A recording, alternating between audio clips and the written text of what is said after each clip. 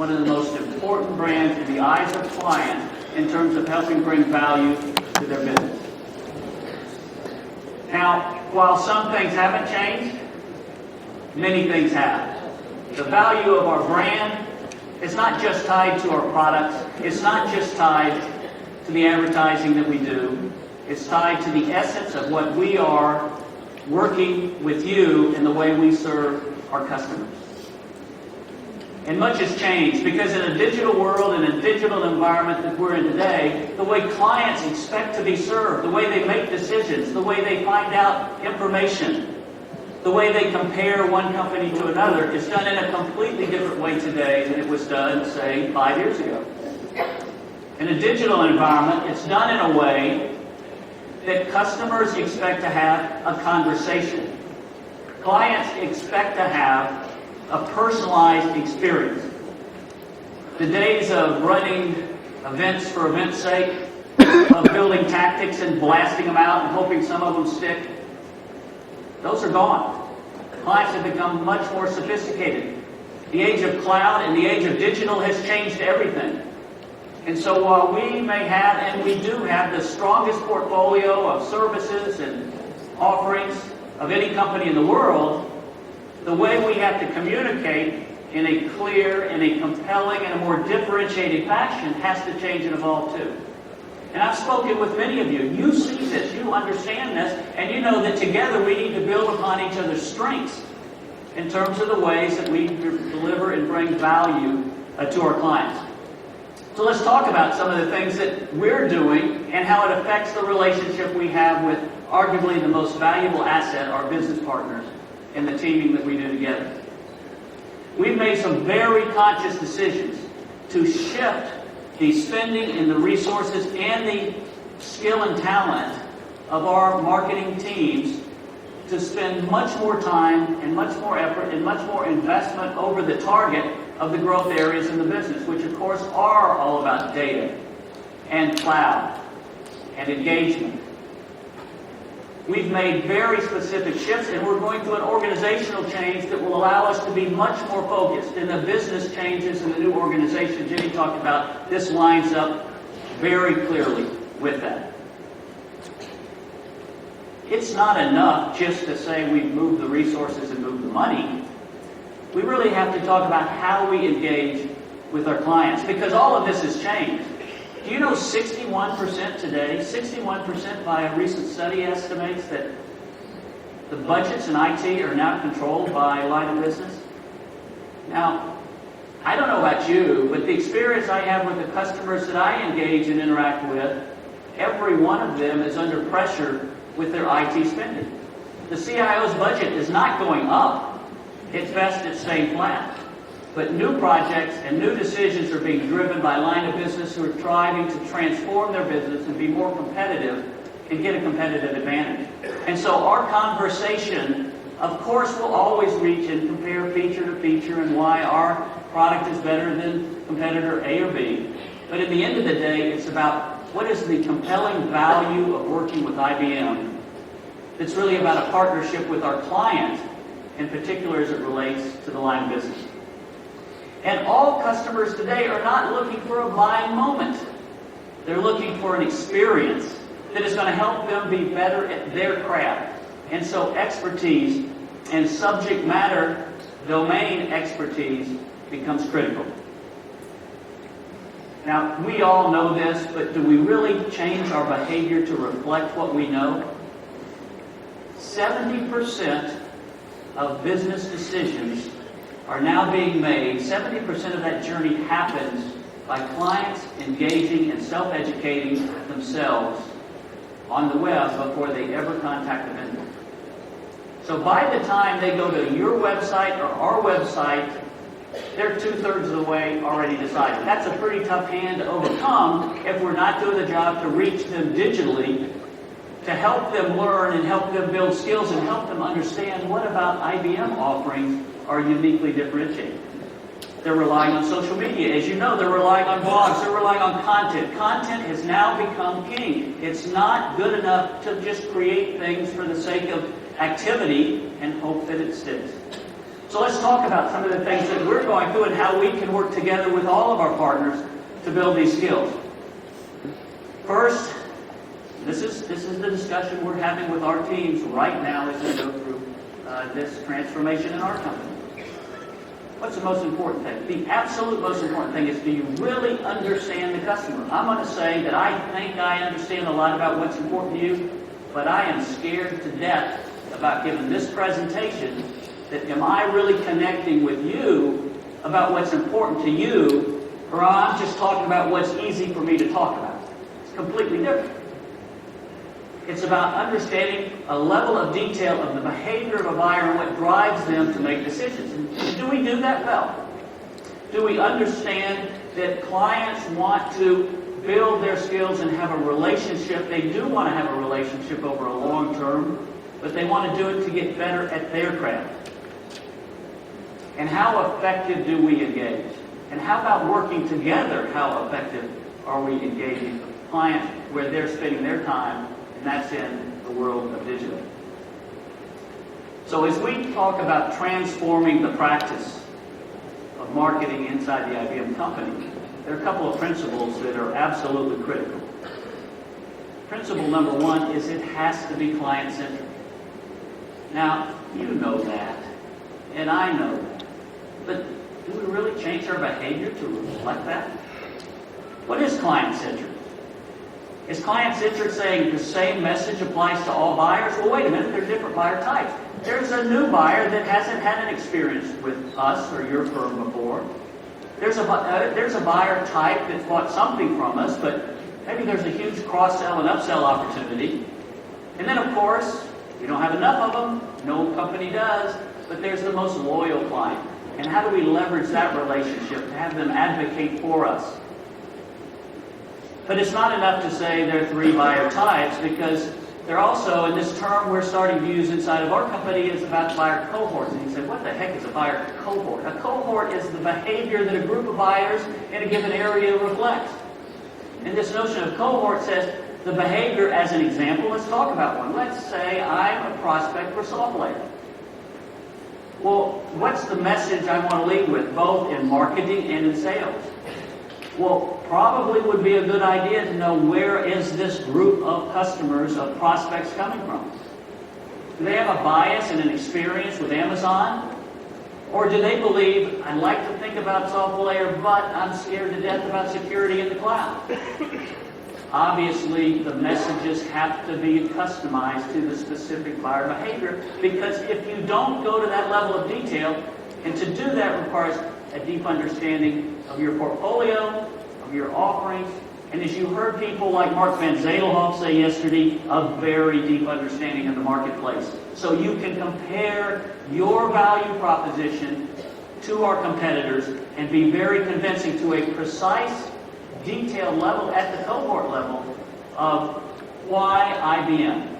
And I say to our team, we talk about this daily. Are we clear?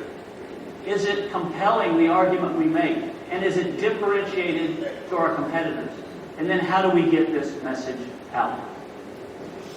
Now, I mentioned that customers, while in the end of the day what rings the cash register is a transaction, but the real gold at the end of the pot of gold at the end of the rainbow is about the long-term relationship and the journey to proficiency, or the journey to an endpoint with customers that they value the relationship with us above any other alternative that they have, because not only do we provide products and services, but we are helping them down a journey, down a path. And in this case, a CMO, for example, may be trying to build and implement a personalized one-on-one marketing approach.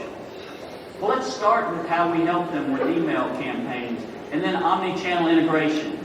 And then can we leverage real-time analytics for next best decision and really mining the data?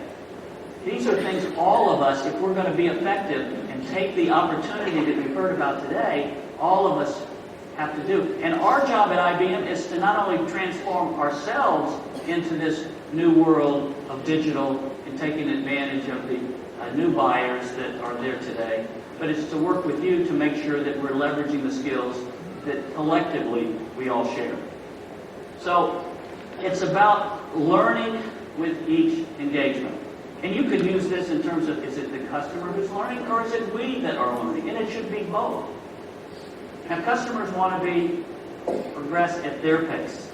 So this notion of a campaign is an email to come to this event is good enough is not anywhere near good enough in the digital economy that we now all operate. Again, it's about building a long-term relationships that are centered on a foundation of value in terms of how we interact and the experience we have with our clients.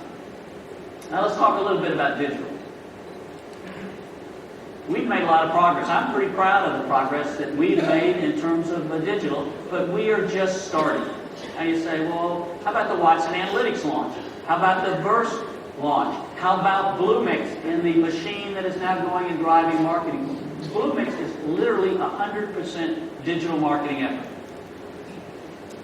So we can point to some things and say, that's pretty good, but we're only scratching the surface. Because the market has moved so fast. And how many of you are still doing your marketing with email or direct mail, as opposed to building a compelling experience that is clear, that is compelling, and that is differentiated? So how are we going to work together on here? Because in the end of the day, it's just about the content. It's about, is the content relevant? Does it help me do my job? Does it sway me in my thinking? Is it data-driven? Do we know what content in the campaigns we run? Do we know what content is the content that is the most powerful and the most effective? Or is just every tactic the same and we'll just throw it out there? And it has to be always on and allow the customers to self-direct, because if it's not, they're going to do their research when they're ready to do it, as they want to do it, where they want to do it. Paid search and content syndication, building the right content and having the analytics to understand what works and doesn't work is what's required in this new world of marketing. Now, customers want to learn. Customers want to learn, and this is an example from our cloud site, where customers want to come and experience at their rate how they can learn about not only what IBM is offering, but how they can build their skills.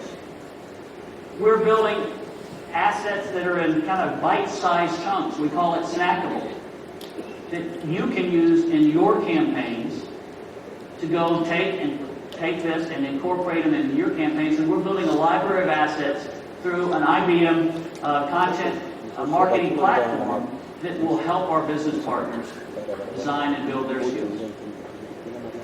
You know, there are a number of things that we want to do and have to do together. I'm convinced at the end of the day, it is all about not just more leads for leads' sake, but finding higher quality opportunities that our sellers, that our digitally commerce business can execute on together. And so this says it's about higher quality leads, deeper marketing presence and our reach, and much stronger content marketing. What I think we have is an opportunity together, and I am so passionate about this. We have such an opportunity to, number one, double down on our co-marketing activity that we're doing together, but doing it the right way. Number two, leveraging some of the digital capabilities that we have, and I'm going to show you a short demo in just a second that says how we can do this together. And then finally, it's about what can we at IBM do with each of you in your businesses as you build up your marketing capabilities within your firms. Now, Partner World is the source. And I just summarized some of these things that we can leverage together. But I'd like to go deep into an area that I think is very exciting, and that's content marketing.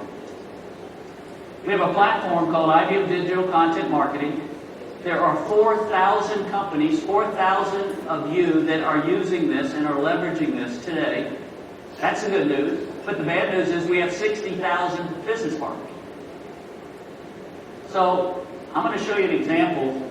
And I'd like Catherine Rose from the Channel Company. And of course, we all know the Channel Company. Catherine's going to give you an example of how to use specifically for social automation, how you may be able to use this and what the benefits are. So Catherine, let's do a short demo and talk about what some of these real benefits are and why we should be doing this right away, all of us. Great, thanks so much, Buell. As you mentioned, I work for the channel company, and in addition to powering the IBM digital content marketing platform, we also publish DRN magazine, and as such, we do a great deal of research in the channel. In a recent study, 69% of channel partners said that they are present on social networks, but they're not as active as they'd like to be. And the reasons for that are they don't have time, they don't know what to say, and they don't have the staff to curate content. The social syndication module of the IBM Digital Content Marketing Platform offers a simple yet scalable way for you, its business partners, to participate in the social networks. As you mentioned, it's widely accepted that over 70% of buyers decide on the technology before even engaging a business partner. They're doing their research online. In fact, another recent study of social buying concluded that 75% of B2B buyers use social media to support their purchasing decisions.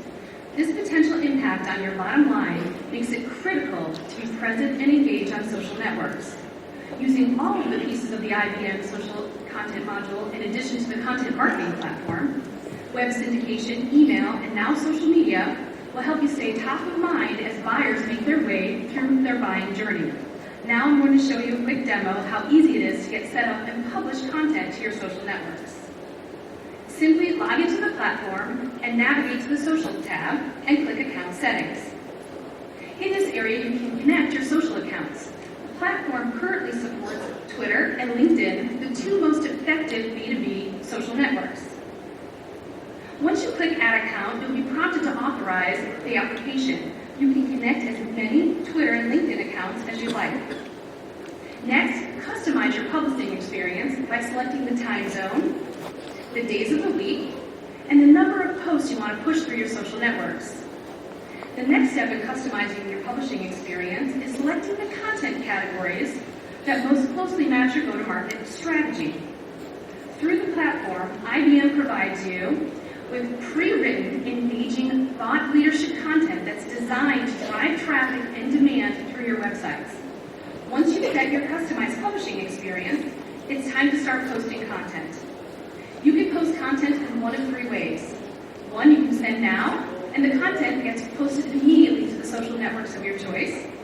Two, quick add, simply queues the content up to share at a later date. Or auto post. You can simply turn this feature on and the system will post content automatically, more of a set and forget type of experience. With IBM creating the content and the posting experience being virtually automatic, the IBM social syndication platform solves all of those challenges I mentioned earlier. You now have the content to post, and publishing takes little to no time. The last piece of the puzzle is measurements. It's great that you have all this content to share, but you need to know how it's being consumed.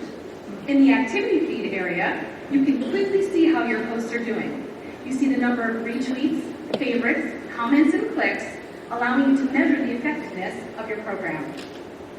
That's it, 4 simple steps. Set up your accounts, customize the publishing experience, decide how and when you want to post content, and measure your content's performance, all from the new social syndication module of the IBM Digital Content Marketing Platform.